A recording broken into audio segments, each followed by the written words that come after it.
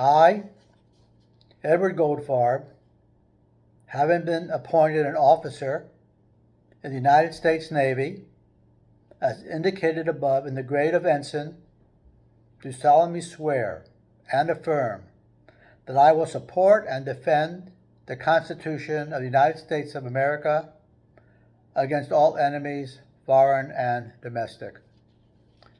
I took that oath in 1967 upon the commissioning as a naval officer. That oath does not have an expiration date. I have never forsaken that oath. However, what breaks my heart is the leaders of our country have forsaken that oath. Not all of them, but many of them have. From the President of the United States, the Vice President, I think every single Democratic member of Congress, and maybe even some conservative members and independent members of Congress, but many have forsaken the oath that they've taken to defend the Constitution.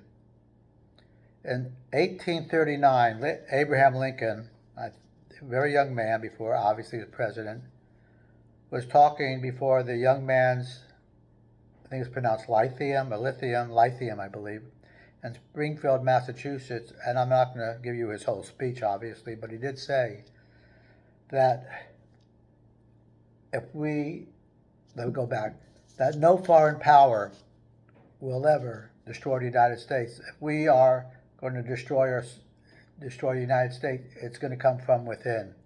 I'm sorry, I don't remember the exact quote, but you can look it up for yourself. But it seems like we are being destroyed from within again. That breaks my heart.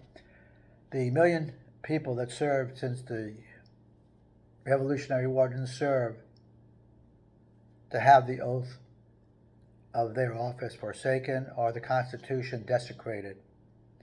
What also breaks my heart is all the people that don't understand this little tiny speck in the Middle East called Israel was given to them by God, I believe it was 1200 BC, when God gave the Israelites to the Promised Land. Now that was 1800 years before Islam became a religion. Remember, Judaism in 37 BC was the first monotheistic religion, and without Judaism there'd be no Christianity and there'd be no Islam. It breaks my heart that there's such hatred in the world, and the tyrants and the despots have caused so many wars and killed so many young men and women who had to fight their battles for their personal power and gain. I don't know what we're going to do about it, but the world is basically a very evil place, and there are a few nice, good, decent people that are being thrown under the bus by these despots and the sickness. Now, I'm going to say one thing about Hezbollah and Hamas. I know you're dying because you want to be in martyrdom, and you're going to get 72 virgins, but what you don't realize is your 72 virgins are going to be in hell, and they're going to be demons, and they're going to be raping you because you are a very hateful group of people that don't want to live in peace, that don't understand that the Jews are 14 million out of 8 billion. Muslims are 1.2 billion. They represent 22 or 23% of the world. The Jews represent 0.2% of the world.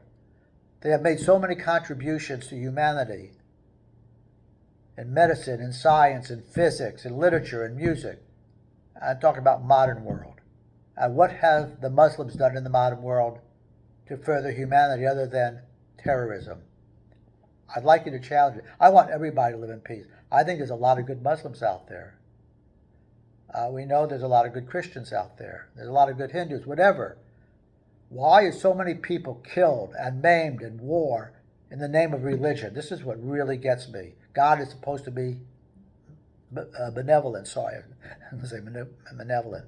God is supposed to be benevolent. So let's all practice what God wants and love our brothers and sisters regardless of what religion they are, what ethnic group, what race, whatever. That's my thoughts for Veterans Day. It's not a happy Veterans Day when the world is in such chaos and the people who died for freedom, especially in the United States with all the sickness and the protests going on, they didn't die for you to hate people. They died for you to love people and enjoy your freedom. That's all I have to say.